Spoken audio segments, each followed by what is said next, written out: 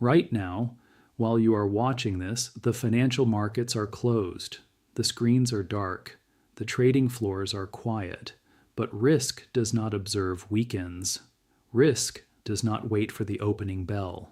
And in moments like this one, when geopolitical pressure is building across the Middle East, when US-Iran tensions are moving in a direction that institutional desks cannot ignore, the silence of a closed market is not calm. It is accumulation. It is the slow, invisible compression of forces that will, when liquidity returns, demand a price. That is what this broadcast is about. Not panic, not predictions, precision, understanding exactly what is compressing beneath the surface, why it matters to the structure of gold and silver markets specifically, and what the mechanics of a COMEX reopen look like when geopolitical risk has been building for 48 hours with no release valve. Let's begin with the geopolitical picture, because context here is everything. The United States and Iran are not in a new conflict. This is a relationship with decades of structural antagonism, proxy friction, and episodic escalation. What makes the current moment analytically significant is not a single headline. It is the convergence of several pressure points arriving simultaneously. There are reports of increased naval posturing in the Strait of Hormuz. There is diplomatic language from Washington that has shifted in register, less measured, more categorical. And there are signals from regional proxies that suggest the operational tempo of hostilities, while not yet at a threshold most analysts would call open warfare, is moving in a direction that raises the probability distribution of a miscalculation. Markets, when they reopen, will not be pricing uncertainty. They will be pricing in probability distributions. And right now, that distribution has shifted. The tail risk, the scenario where this escalates in a way that disrupts oil flows, triggers a broader regional response, or forces a U.S. military posture that the equity market has not priced, that tail has grown, not dramatically, but measurably, and in markets, measurable shifts in tail risk move capital. Now let's talk about where that capital moves, because this is the core of what precious metals investors need to understand this weekend. Gold's behavior over the past several sessions has been instructive. It has not been moving the way it moves during an inflation rotation or a Federal Reserve pivot trade. It has been moving the way it moves when institutional capital is making a specific kind of allocation decision, a geopolitical hedge. The distinction matters. An inflation hedge in gold is a slow, structural accumulation. A geopolitical hedge in gold is faster, more reactive, and critically, more fragile. It can reverse sharply if the geopolitical trigger de-escalates. But while it is on, it creates a price dynamic that is self-reinforcing. As gold rises on fear, more capital seeks the safety of the move, which sustains the move, which attracts further positioning. What we are currently observing in gold is consistent with that pattern. The metal has been holding a bid, even as the dollar has shown mixed signals, which is itself notable, because gold and the dollar typically move in opposition. When gold holds strength while the dollar is not decisively weakening, it tells you the bid is not currency-driven. It is fear-driven. It is a safe haven allocation that is independent of the rates and currency framework. That is a qualitatively different and more structurally significant signal. Now silver. This is where the technical and the macro converge in a way that deserves careful attention. Silver is sitting near a resistance level that has rejected price on multiple prior attempts. To a technical trader, that looks like overhead supply. Sellers who have been waiting at that price and who have successfully defended it each time it has been tested. But here is what the purely technical reading misses. Resistance levels do not exist in a vacuum. They are psychological and structural artifacts of past price behavior. When the macro environment that surrounds them changes materially, their significance changes with it. What does it mean that silver is testing this resistance level during a war weekend with gold already behaving as a geopolitical hedge, and with oil markets sensitive to any escalation that could disrupt supply corridors? It means the pressure being applied to that resistance is not coming from speculative retail positioning. It is coming from a macro stress signal. And macro stress signals, when they persist, have a history of eventually overwhelming technical resistance levels that would otherwise hold. This does not mean silver breaks higher. Resistance can hold even under macro pressure, particularly if the geopolitical situation stabilizes. But it does mean that the probability of a significant directional move in either direction is elevated in a way that it would not be in a low volatility, low uncertainty environment. The range of outcomes has widened. That is the precise definition of elevated risk. Silver also carries an additional layer of complexity that gold does not. It has an industrial demand component that makes it sensitive to the growth outlook, not just the fear gauge. If escalation in the Middle East begins to affect the global growth narrative through oil prices, through supply chain disruption, through a generalized tightening of financial conditions in emerging markets, silver's industrial side becomes a headwind even as its monetary side benefits from safe haven demand. This creates an internal tension within silver's price structure that can produce sharp, confusing moves that feel contradictory until you understand the dual nature of the metal. So you have gold pulling in one direction, you have industrial growth concerns potentially pulling silver in another, and you have a technical resistance level sitting in the middle of that crossfire. This is not a simple trade setup. This is a complex macro configuration that requires multivariable awareness. Let us now pull back and look at the cross-asset picture because the metals do not trade in isolation. Oil is perhaps the most direct transmission mechanism for Iran-related geopolitical risk.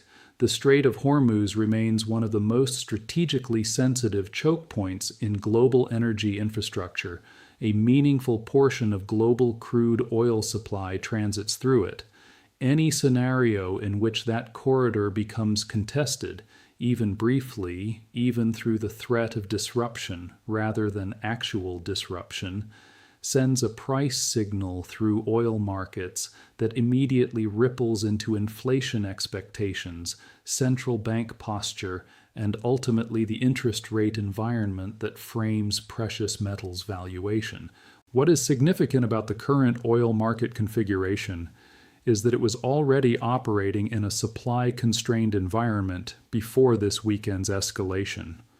OPEC discipline has been holding production levels below what the market would otherwise clear at, and demand from Asia has been more resilient than many forecasters expected heading into this year. That means the oil market has limited spare capacity to absorb a supply shock. The marginal response of oil prices to a geopolitical disruption in this environment is larger than it would be in a period of inventory surplus. That amplification matters. When oil spikes on a geopolitical event, the read-through to gold is generally positive.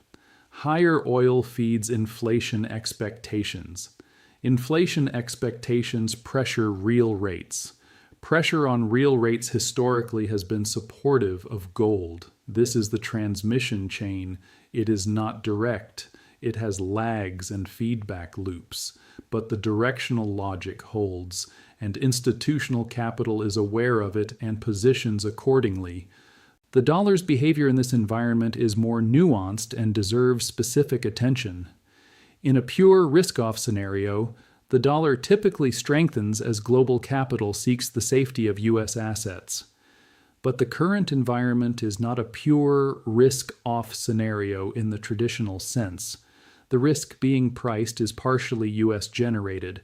It is a U.S.-Iran confrontation, not an external shock to the U.S. economy. That asymmetry can, in certain configurations, undermine the dollar's traditional safe haven bid. If international capital begins to perceive U.S. geopolitical exposure as a risk to the dollar itself, which is a different and more serious scenario, then you can get a simultaneous move in gold, oil, and a softer dollar. That would be a powerful tailwind for precious metals. We are not there yet, but the possibility exists in the probability distribution, and it is worth holding in your analytical framework. Now let us turn to what may be the single most important mechanical factor for metals traders this weekend: the COMEX reopen. When futures markets have been closed for an extended period during which significant geopolitical news has developed, the reopen creates what is known as a liquidity gap. This is not a metaphor. It is a structural, mechanical reality. Traders who took positions before the close on Friday are now sitting on those positions after 48 or more hours of geopolitical accumulation. Some of those traders want to exit, some want to add. The critical variable is that the price at which they can do either is unknown until the market opens and the first transactions occur.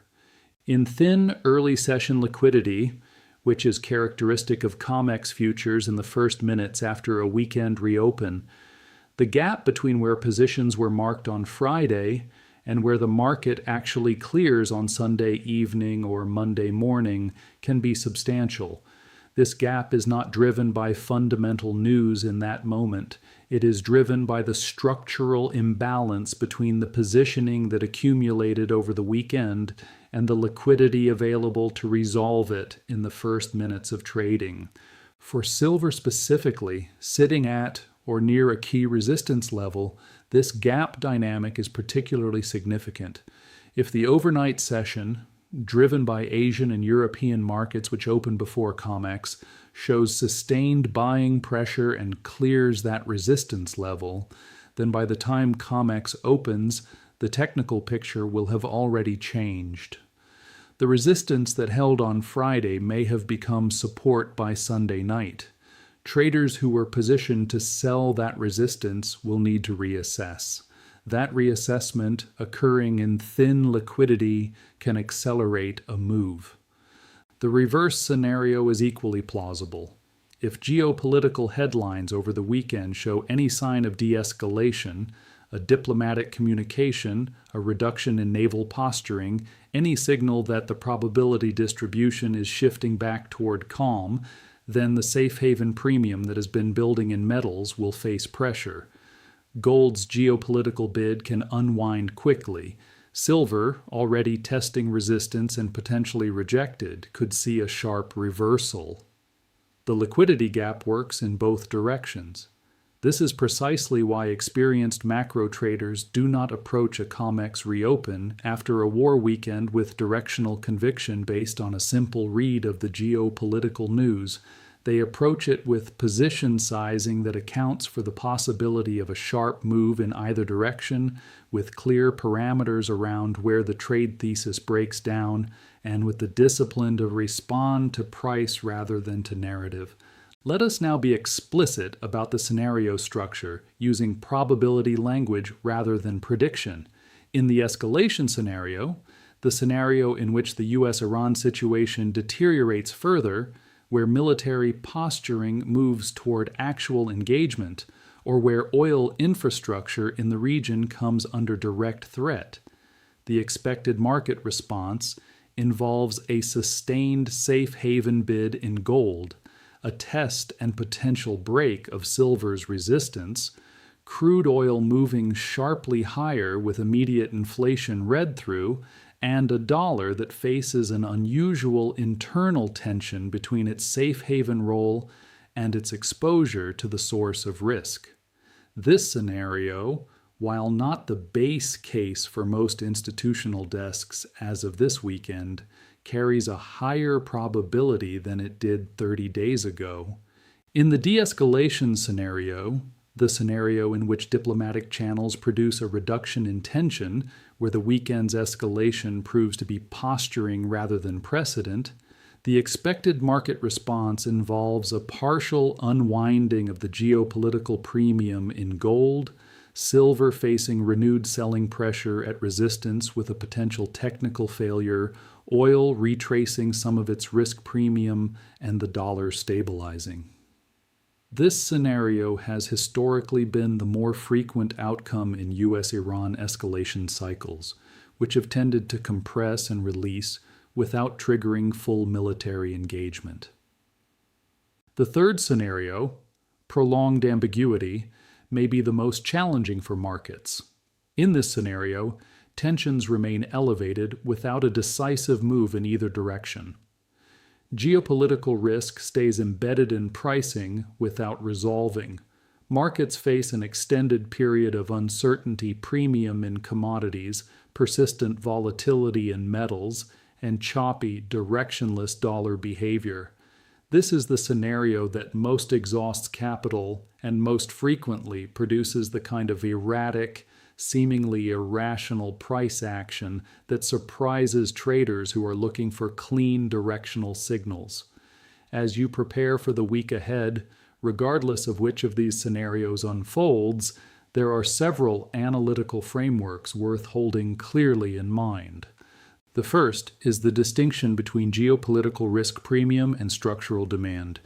Geopolitical risk premium in metals is ephemeral. It arrives quickly, it prices in rapidly, and it dissipates when the trigger resolves. Structural demand, the longer-term shift in institutional allocation toward hard assets driven by fiscal concerns, reserve currency dynamics, or a fundamental reassessment of real asset valuation, is durable. The strongest positioning in metals is typically when both are present simultaneously. Right now you have geopolitical risk premium arriving on top of a structural demand backdrop that has been building for some time. Understanding which component is driving price at any given moment is essential to knowing how to interpret subsequent price action. The second framework is liquidity awareness. The specific mechanics of how COMEX reopens, how the overnight session in Asia and Europe sets the directional tone, and how the early U.S. session either confirms or reverses that tone, these are not details. They are the operational reality of how price discovery happens in a thin, post-weekend, geopolitically charged environment. Precision about liquidity windows is not a minor consideration. It is a primary risk management variable. The third framework is scenario discipline. The temptation in a high uncertainty environment is to collapse your analysis into a single view and position for it with conviction. That temptation should be resisted. A disciplined macro trader holds the probability distribution clearly, sizes positions in proportion to the uncertainty rather than in proportion to conviction, and updates their view continuously as new information arrives. The market will tell you which scenario is developing. Your job is to listen accurately, not to be right about the forecast. We are at a moment where structural forces in the precious metals markets, geopolitical pressure in one of the world's most sensitive regions, mechanical dynamics in futures markets, and cross-asset feedback loops in oil, currencies, and rates are all converging simultaneously. These convergences do not happen frequently. When they do, they tend to matter. The markets are closed, but the risk is open. And when COMEX reopens, it will price every hour of this weekend in a matter of minutes. Stay disciplined, stay informed, know your parameters before the open, not after it. That is the broadcast for today.